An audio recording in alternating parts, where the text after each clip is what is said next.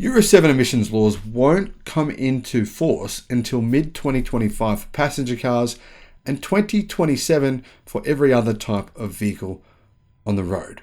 That gives automakers years to prepare for them.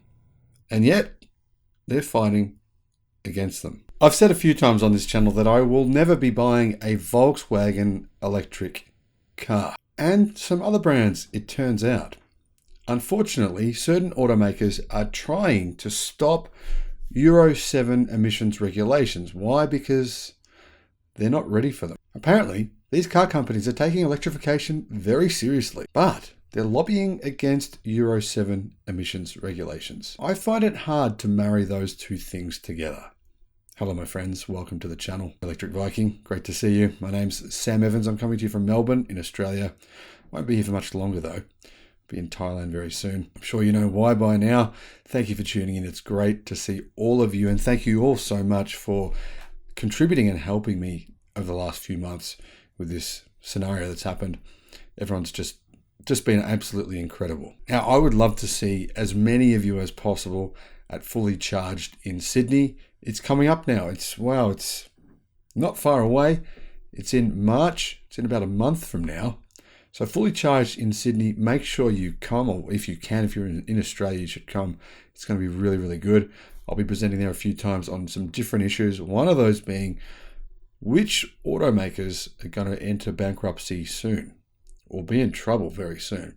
And there's a few of them. Some of the world's largest car companies have now voiced their opposition to a proposal by the European Union to introduce more environmental restrictions on new cars. Announced in November 2022, these proposed laws, known as Euro 7, aim to reduce tailpipe emissions from both petrol and diesel vehicles, as well as mandating the amount of particulate matter from tyres and brakes.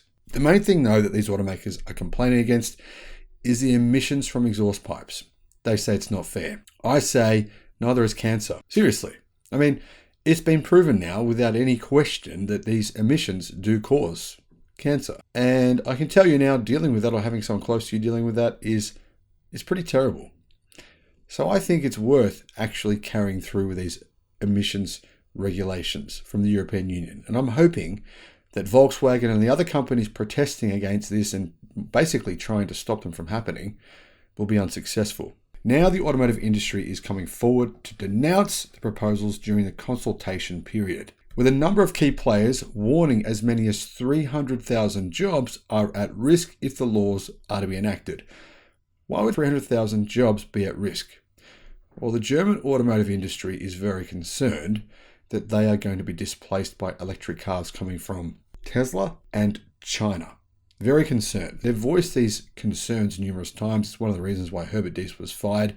He was trying to push Volkswagen the Volkswagen Group into electrifying quicker. And the labor unions hated him for it. They denounced him. This is true. It's a true fact. That is exactly what happened.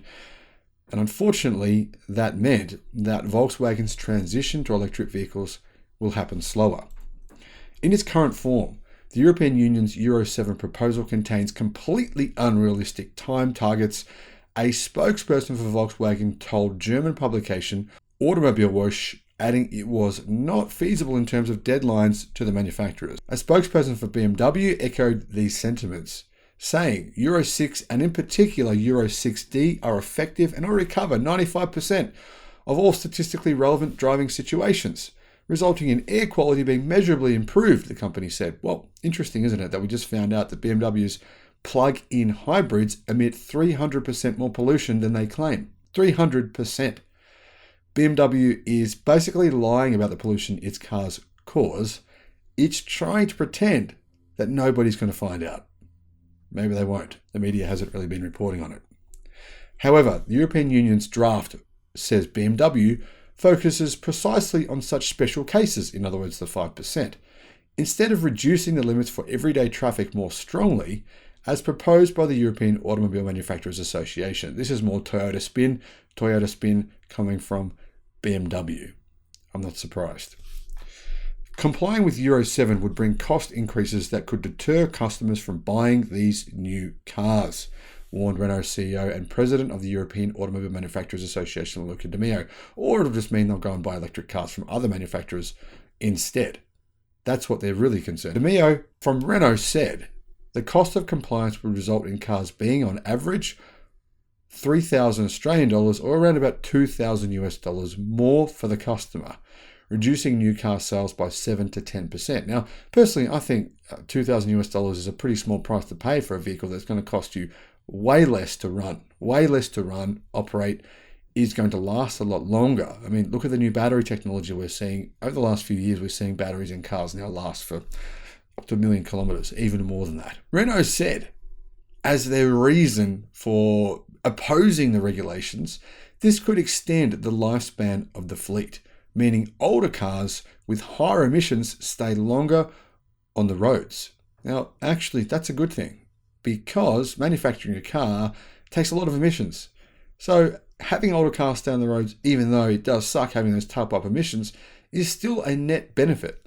I think that's pretty clear. We've established that much on numerous occasions. Obviously, Renault hasn't paid any attention to that. Now, there's still a lot of supporters of BMW and Volkswagen and Toyota and Renault. It doesn't seem to matter how many things these companies say against electrification, how much they fight against it, how much they fight against emissions, how much they lie about their emissions. People still seem to love these brands. I don't understand why. But I personally think if they were hit by some sort of personal tragedy caused by the emissions from these cars, if it were to affect them personally, their story would change drastically. They would feel entirely differently. But until that happens, their fandom won't change. Now, is it such a bad thing being a fanboy of a company like Tesla when really everything that comes out of their tailpipes is nothing? They don't have one, right? They aren't polluting you. They're not making you sick and pretending otherwise. They're not lying about the emissions coming out of their cars. Yeah, their founder tweets things that are bizarre sometimes. But you know what? Personally, I care more about whether or not people close to me or you guys get sick than I do about some tweets. Therefore, I think, you know what? If you're a fanboy of Tesla, that's okay. If you're a fanboy of Volkswagen, there's something a little bit wrong with you. Now, that's my thoughts, but let me know what you think in the comment section below. And thank you for watching.